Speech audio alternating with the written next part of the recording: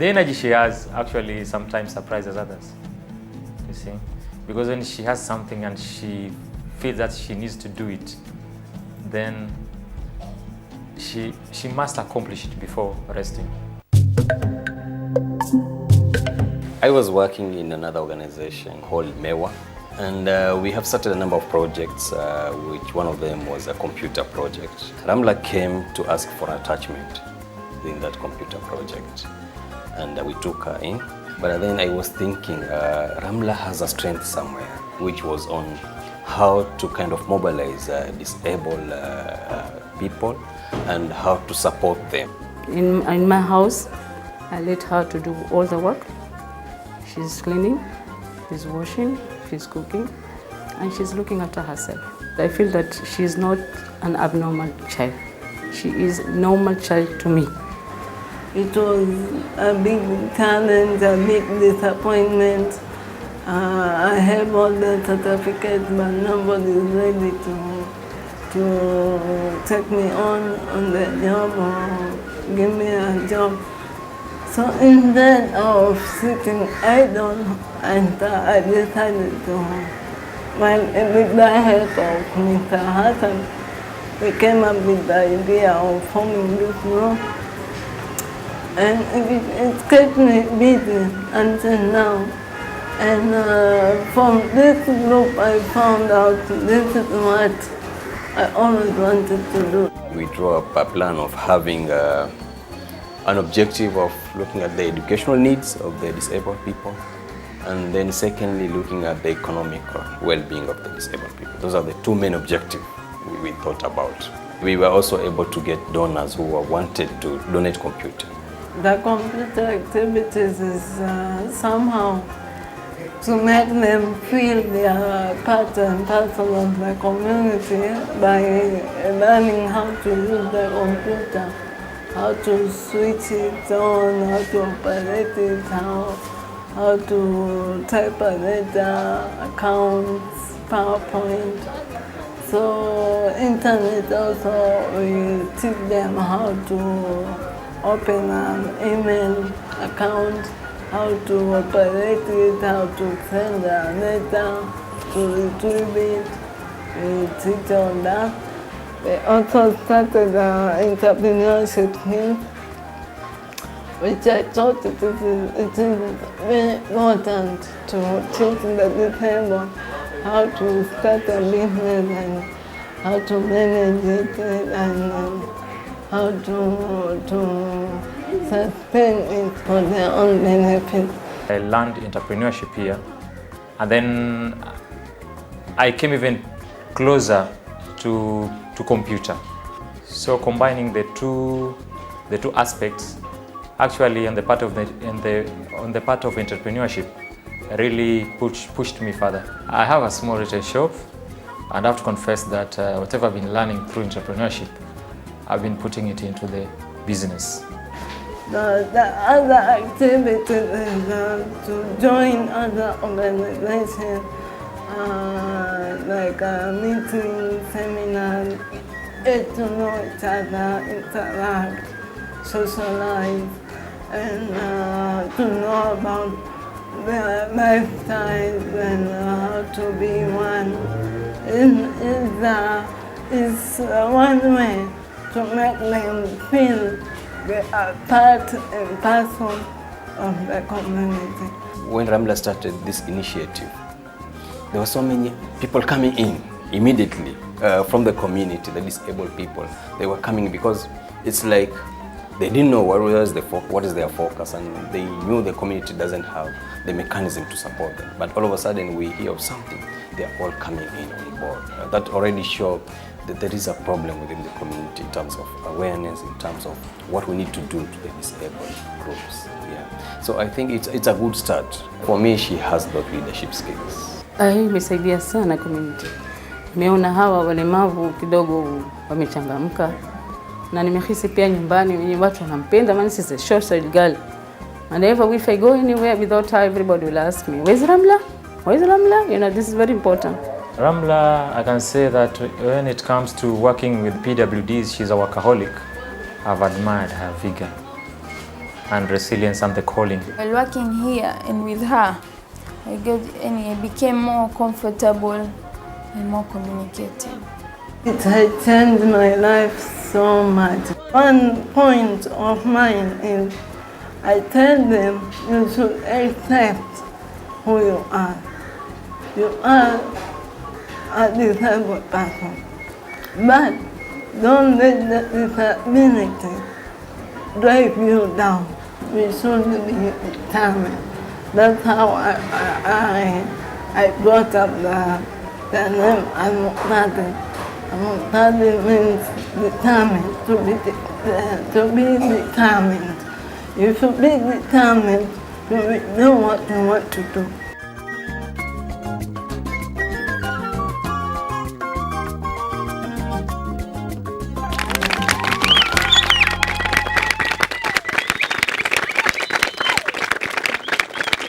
The amazing story of Ramla, one individual looking at the situation in Mombasa County, especially with the disabled people, and in an effort to empower them in terms of making them computer literate at the end, that's benefiting them. And there's something that she said from that clip, that you might be disabled, but do not let disability drive you down. Amazing stuff. Let's have some discussion from that clip. Are there any leadership qualities from the clip that we just saw?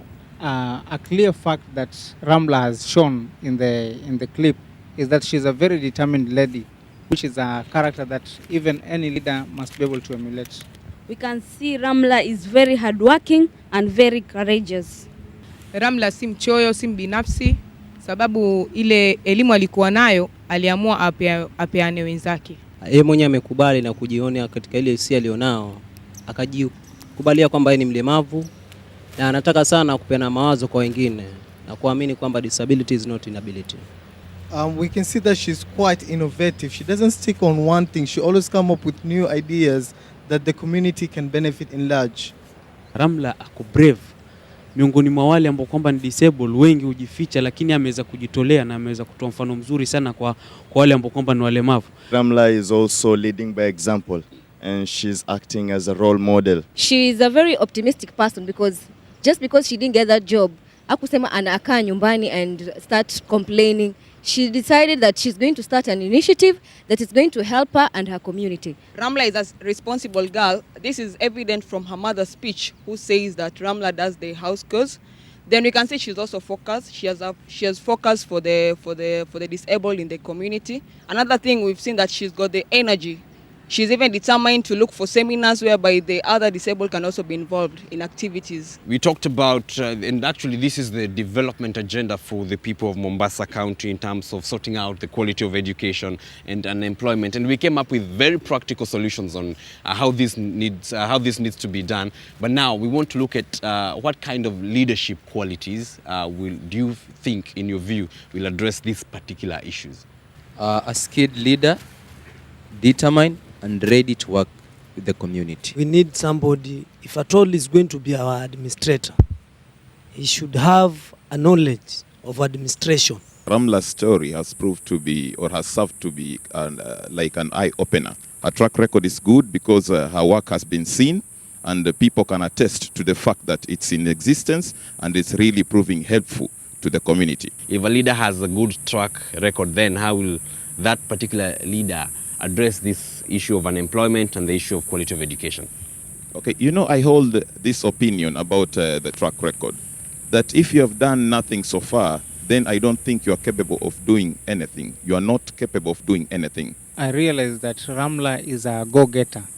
As a leader, you should be able to follow any issue that you're handling to the last bit and be able to achieve. Ni vizuri tupate viongozi ambao wana uwazi na utendakazi. Na tukipata kiongozi ambaye ana uwazi, tunaweza kuwa na ufuatilizi wa hali ya juu ili tuone mambo yanakuwa. Hii ni kama challenge kwetu sisi pia, tuone venye viongozi wenye tunawachagua wako committed, kwa sababu nimeona ule dada yuko very very committed na kila jambo lenye analifanya. Na pia sisi wenyewe kule nyumbani kwetu tuna wale ambao ni viongozi, wale ambao ni disabled kama vile yule. Pia tusiwatenge, tuwapatie chance pia, tuone pia wanaweza kuja kutusaidia na kuchangia katika hii community yetu.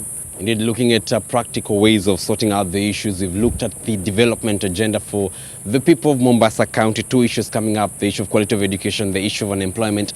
We also looked at what needs to be done. The people here know, and they also know the leadership qualities they are looking for. But the other question is, as much as we might have the best leadership, if we don't participate, then it does not make a whole lot of difference. So what I want us to do, nataka tufanye ni tuangazie mchango wetu ni upi.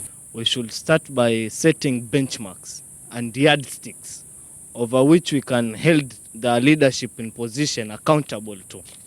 Then after doing that, we should also be participating in social forums that are geared towards doing audits on the improvements that have been going on in regards to the development agenda that we've drafted in the beginning of the whole process. Chapter 6 ya katiba yetu mpya, kama sisi wananchi tuweze ipitia vizuri na tukajua pale mwanzo tutakwenda kujua ni viongozi gani ambao kwamba tutakwenda kuwachagua.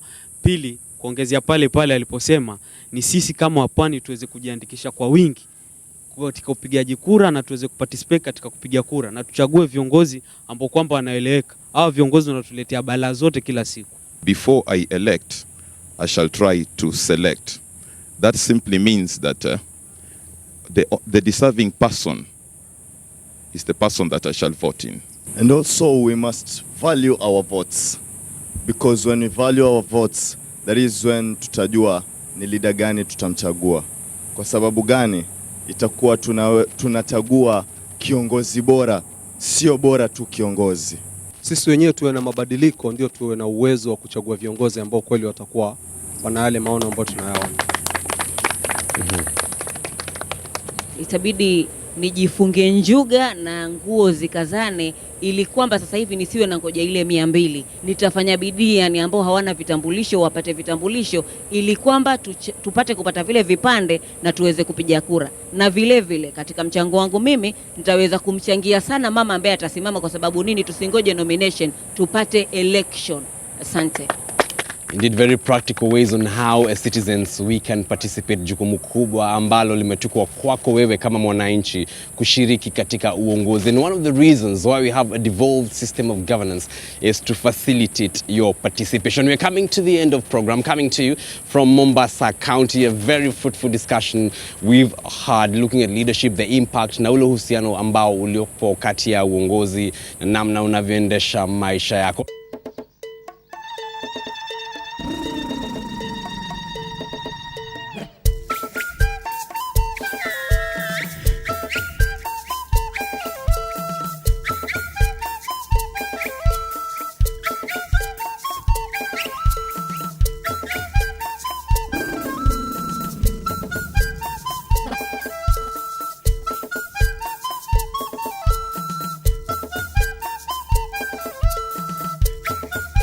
On behalf of the team that made the filming of this program possible, many thanks. Unaweza ukachangia pia kuhusu hiki kipindi kwa kutuma ujumbe mfupi kwa nambari 3002 ukianza na herufi MFA. Well, you can also get us on Facebook. Tafuta Michakato Majimboni, on Twitter @media_focus. My name is John Kago. Till next week, so long everybody.